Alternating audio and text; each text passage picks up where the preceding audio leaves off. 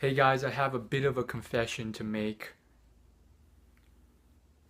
I've started to slip back into my sleeping patterns. In fact, I have. Um, I know I've done a lot of videos on fixing sleeping patterns, but for some reason, I have slipped back into my patterns of staying up pretty late, sometimes up until 2 a.m., watching YouTube videos or doing random stuff on the computer. And this has affected a lot of areas of my life. I've just found that I've started oversleeping, waking up very late, and doing all sorts of things that really affect me getting to time with things. And that's horrible because one of the things I want to be is consistent and on time. And from my studies and readings on successful people, one of the things out of the many that they do very well is they're always on time. And they will show up 30 minutes early, even an hour early, to make sure that they're on time. And so I've pretty much slipped back into my pattern. So I'm going to show you guys what I'm going to do to solve this. And in addition to that, I want to show you my dream setup for when I wake up all the way until the day gets started. And so let's start out with the dream setup. Setup may be the wrong word to use. Dream morning routine. So how does this work? Well, basically, this is my ideal morning routine, and it is based off many components of elements I've found a lot of successful people have. And so it is very far off from where I want to, I can get, it's very far off from where I can get to in the next month or year because of how different it is from my current lifestyle of just waking up really late, going to sleep really late. But I think it's very much doable. And, at first I used to think that this was something that maybe it was because the current generation is just a lot like me. They stay up very, very late and they wake up very, very late. And that's true to a huge extent. There are so many people I've met, gamers, students, people my age who have my exact routine, if not worse. At the same time, though, there's a lot of people, or not a lot, there's quite a few people who have it together. And I want to have it together because at this current time and place, there are so many more benefits than drawbacks to waking up early and going to sleep early rather than the other one. I know it may be cool or whatever, but it's not cool anymore for me. It's affecting me badly, and on top of that, like, what's so cool about it? That you lack the willpower to stay up late? It's cool when you didn't, when you're, it was cool when you were a little kid and you had a curfew and you really didn't have the chance to stay up late. And then when you did, it seemed cool because you had the willpower to stay up a little bit later, even though everyone else was getting tired. Now it's just this complete freedom screwing us over. So let's start out with my ideal morning routine. And to get there, I would take baby steps and slowly move towards this. So, what is it? I want to wake up quite early, 5 a.m., maybe even 4 a.m. And the reason being is, again, a lot of people get a lot done before many people even wake up. And that's how they get to be as successful as they are. Is this necessary? No, but, things are subject to change. I think, you know, maybe I won't mind staying up until 10 a.m. or maybe I won't mind waking up until 8 a.m. or 9 a.m. But let's just be a little idealistic here and have a little fun. So I wake up at 5 a.m. in the morning. As soon as I wake up, I refresh myself, splash water on my face, and from there I get into comfortable, clean clothes. I sit on the floor and I meditate for 20 minutes. or 10 minutes. I'm really bad at meditating. From there, I'll do my daily stretches because I'm a very inflexible person, and I meditate because, again, a lot of things in terms of meditation, in terms of success, focus, whatever. So meditate, then I do my stretches because I'm very inflexible, and then I loosen up, maybe do 5 or 10 minutes of yoga, and then I go to the kitchen and I eat the most healthy yet delicious breakfast I can even think of. That's subject to be created yet, but I'm thinking something like blueberries, a little bit of yogurt for the probiotics in that, the fruit from the blueberries, maybe some oatmeal, not the pre-made kind, but the homegrown kind, and maybe some beans, because beans have been shown to be very, very healthy in a lot of different ways. In fact, I actually even bought this book, 50 Secrets of the Longest Living People, to help me wherever I go. I actually am trying to carry this around if I ever go anywhere, just to remind myself about things I should do and foods I should eat. There's a lot of examples of good foods in here. Fish, eggs, oh yes, probably some organic grass-fed scrambled eggs or sunny side up eggs. A little bit of both. Hey, this is my dream morning routine, so I can be idealistic with it. And maybe I'll make an omelet. In fact, I will. I'll add in some garlic and onions, maybe some sausage, some broccoli, some peppers, red peppers, mushrooms, no cheese, of course, because that's unhealthy, and no salt. I'll pass on the salt, and maybe a little bit of red wine, not because I like alcohol, but because a tiny bit shown to improve your what's it called, daily longevity. Maybe not though, because I mean water is great too, and maybe some green tea, because green tea is shown to be very healthful. A little bit of toasted wheat bread on the side, and yeah, let's just leave it at that for now. I'll refine it over time when I ever get the resources and money to do that sort of stuff. But I can start working towards that. Oh, one of the things it says in here is berries are very, very helpful. So maybe I'll have a bowl of berries along with that. So there you go, a bowl of berries, some fresh oatmeal, an omelet with all the things I mentioned sprinkled in the omelet, some yogurt, and a little bit of red wine or green tea. Beautiful. So after that breakfast, I will go back to my workplace, or go to my workplace, or go back to my room, and from there, I will do a walk of gratitude, and I will write down things I'm grateful for, at least 5, and then I will start focusing on my top priorities on a monthly, weekly, yearly basis. I'll write these down, and then I will start focusing on how can I solve these and start working on the daily solutions. And then from there, I will either go to work or I will take an hour, no more than an hour, and I will go to the gym, or maybe just go outside and I'll jog for at least 30 minutes or do some type of aerobic exercise, whether it's swimming, whether it's biking, whether it's a sport.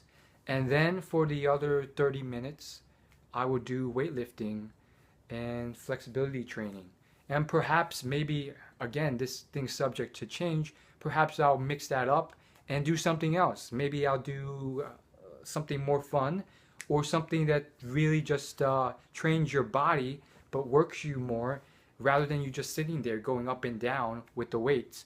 Maybe that could be CrossFit, or I don't know, Pilates or yoga. Who knows?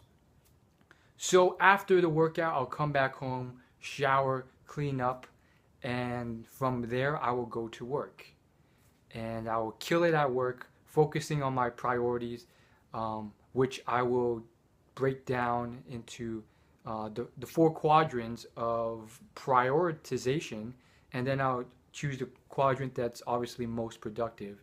And basically, how that works is there's four quadrants. There's important and urgent, important and not urgent, urgent and important, and not important and not urgent. And obviously, you want to do the stuff that's important and urgent first, and then important and not urgent, and avoid the other stuff. So from there, when my workday is done, or depending on how flexible my workday is, from where it's looking now, I feel like it would be ideal. Again, come on, this is my dream routine. So let me dream a bit. Ideally, I would like to have a flexible routine or work schedule where I can just hop in and out if I need to, take breaks when I want to, do what I want when I want to. So maybe in between my work, I can go out and have some fun. Perhaps my work will be fun enough, but most likely I can go out and read some books, some interesting books that I find interesting, and I have that time to read it outside in very exceptional, tropical, amazing weather, and just relax and read these books that are productive and helpful, and maybe a few books that are just entertaining. And then maybe I'll spend a little bit of time to just have some fun.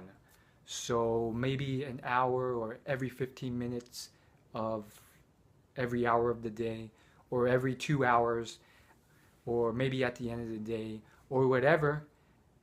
Or maybe my work will be something where I can have this type of fun, which currently means doing exciting stuff, hitting on attractive girls, meeting attractive girls, dating attractive girls, going to exotic places, traveling, seeing the world, entertaining you guys in front of the camera in certain ways, informing you guys with the stuff I've read, or just experiencing new activities, places, and cool things. So that's pretty much my morning routine up until maybe 3 or 4 or 5 p.m. So yeah, that's that. As far as my sleeping schedule goes, this is pretty much what I plan on doing. I've already worked this out and I'm already starting to do it. So no computer after 10 p.m. No exceptions. And I think no exceptions is so important because there always ends up being an exception. Oh, it's 10 p.m. or it's midnight. This is an exception. Or, oh, I just need to watch this one last thing. And I think there's a lot of reasons why that happens. One of them being just how the internet is structured to keep you on there and keep you addicted. So that's very important. The second thing is no electronics after 11 p.m. No exceptions. That's a tough one as well.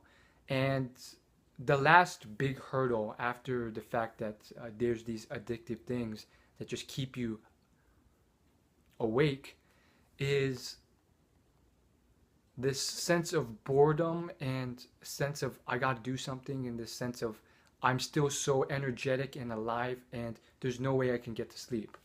So to counteract that, I'm thinking no artificial lights by midnight at the latest. Now that's a tough thing to do, but it makes so much sense. Up until the last 100 years, when Thomas Edison, after 1,000 experiments, it's a very fascinating story, but after 1,000 experiments, found out how to create the fluorescent light bulb and create artificial light. Basically, the long story short, the idea is that he eliminated the oxygen which allowed the light to glow and the metal to not overheat and combust because of the lack of oxygen. And it took him thousands of experiments and not giving up for a long time to find that. But the point is, ever since artificial light came about, we've been staying up all night. Before that, when it got dark, you had candles and firelight, and even then, it was kind of bad. Save for maybe if you lived in a really rich place where you can just light up the whole place. So when the sun went down, and your body was just like everything's dark or fairly dark, and you slowly start to get sleepy. Nowadays, with all this artificial lighting, that doesn't occur. And your body thinks it's still daytime, and that just doesn't help you. So my last thing is no artificial lighting or lights after midnight. And what I'm doing is a change of mindset, which requires willpower and being humble and not being so activity seeking. So whenever that itching bug comes up that says, oh my goodness, I need to do something, I'm bored, there's stuff we can do on the computer, there's things we can do, I'm not feeling tired at all, I let that subside and quiet out, and I just calm myself. And it may require a little bit of meditation, and with the lights off or with no lighting, I just slowly calm down, and I just slowly let myself just get used to that, and maybe I'll rest a bit and I'll take my time with it. The point is, though, I'm letting myself sit there and sleep, and I'll take my time as long as it takes to get to sleep, and I won't push it. And that would take some patience. And unfortunately, it's one of those things that requires willpower, which is a limited supply, proven through science that we have a limited supply of it that gets refreshed every day. So it's kind of like at our lowest point at the end of the day where we have to exercise this. But generally speaking, right now, I do have a pretty chill lifestyle. So I have no excuse for not exercising the willpower I do have. And so that's pretty much all I have. And the last bit of reasoning and mindset shift is just reminding myself that all the stuff I want to do, which at the end of the day, when you really think about it, is just really not productive. It's just entertaining or fun. All that stuff I can technically do if I wake up early enough. The only difference is when you do it. You could do it at 1 a.m. at night or 6 a.m. in the morning when you wake up, if that's truly what you want to do. So it's really just the fact that your body needs a certain amount of sleep, and it's kind of set to a certain sleep pattern based off what you give it.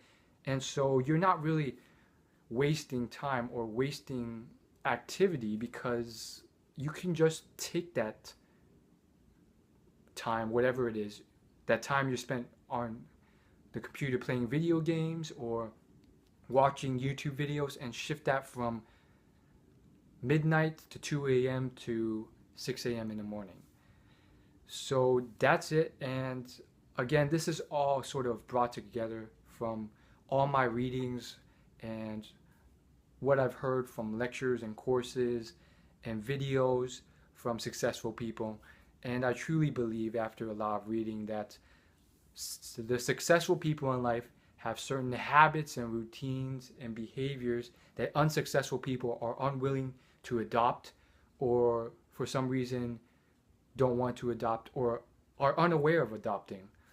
So that's all I really want to say in a nutshell about the topic. Leave it a like and hit the subscribe button, and hopefully I'll see you again in my next video. Oh yes, and one last thing. As far as sleeping goes, I think one big thing that people forego is the amount of sleep that they need. In terms of muscle growth, in terms of health, in terms of happiness, in terms of fitness, in terms of stress levels, in terms of your energy levels, one thing that people easily forget, which is a huge factor in all the things I just mentioned, is how much sleep you're getting on a daily basis. And I heard something recently from a fitness expert on YouTube, and he said that if you require a alarm clock to wake up, then you're not getting enough sleep. You want your body to naturally wake up on its own. So for me, that means 10 or 11 hours of sleep every day. I just happen to be genetically like that. Other people, you do the same thing, and for whatever reason, just how they are, these lucky ducks can survive, or not just survive, but all they need is 6 or 5 hours of sleep. And you, well, at least they say they're not using alarm clocks or anything like that, and that's just how much they need.